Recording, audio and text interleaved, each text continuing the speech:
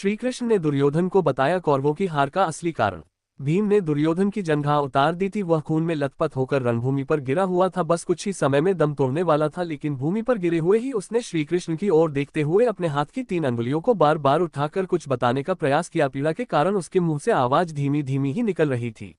ऐसे में श्री कृष्ण उसके पास गए और कहने लगे कि क्या तुम कुछ कहना चाहते हो। तब उसने कहा कि उसने महाभारत के युद्ध के दौरान 3 गलतियां की हैं। इन्हीं गलतियों के कारण वह युद्ध नहीं जीत सका और उसका ये हाल हुआ है। यदि वह पहले ही इन गलतियों को पहचान लेता तो आज जीत का ताज उसके सिर होता। दुर्योधन ने बताई 3 गलतियां। श्री कृष्ण ने सहजता से दुर्योधन से उसकी उन 3 गलतियों के बारे में पूछा तो उसने बताया पहली गलती ये थी कि उसने स्वयं नारायण के स्थान पर उनकी नारायणी सेना को चुना। यदि नारायण युद्ध में कौरवों के पक्ष में होते तो आज परिणाम कुछ और ही होता। दूसरी गलती उसने ये बताई कि अपनी माता के लाख कहने पर भी वह उनके सामने पेड़ के पत्तों से बना लंगोट पहन कर गया। यदि वह नग्नावस्था में जाता तो आज उसे कोई भी योद्धा परास्त नहीं कर सकता था। तीसरी और अंतिम गलती उसने की थी वो थी युद्ध में आखिर में जाने की भूल। यदि वह पहले ही जाता तो कई बातों को समझ सकता था और शायद उसके भाई और मित्रों की जान बच जाती। असली कारण श्री कृष्ण ने विनम्रता से दुर्योधन की यह सारी बात सुनी। फिर उन्होंने उससे कहा तुम्हारी हार का मुख्य कारण तुम्हारा अधर्मी व्यवहार और अपनी ही कुलवधू का वस्त्राहरण करवाना था। तुमने स्वयं अपने कर्मों से अपना भाग्य लिखा। श्री कृष्ण के कहने का तात्पर्य ये था कि तुम अपनी इन 3 गलतियों के कारण नहीं हारे बल्कि तुम अधर्मी हो इसलिए हारे। ये सुनकर दुर्योधन को अपनी असली गलती का एहसास हो गया।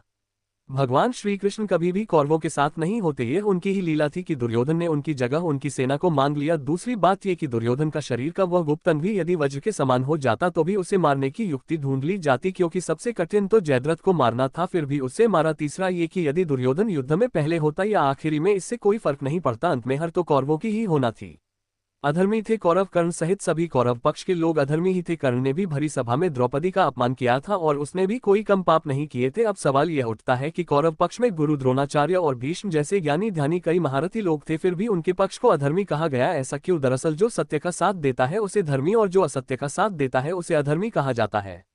भीष्म निश्चित ही विद्वान थे, लेकिन उन्होंने धर्म का साथ न देकर वचनबद्ध होने के कारण सिर्फ सिंहासन का साथ दिया। भीष्म ने अंबा अंबिका और अंबालिका की भावनाओं को कुचलकर जो कार्य किया वह अमानवीय था। भरी सभा में जब द्रौपदी को निर्वस्त्र किया जा रहा था तो भीष्म चुप बैठे थे। भीष्म ने जानते बुझते दुर्योधन और शकुनी के अनैतिक और छलपूर्ण खेल को चलने दिया।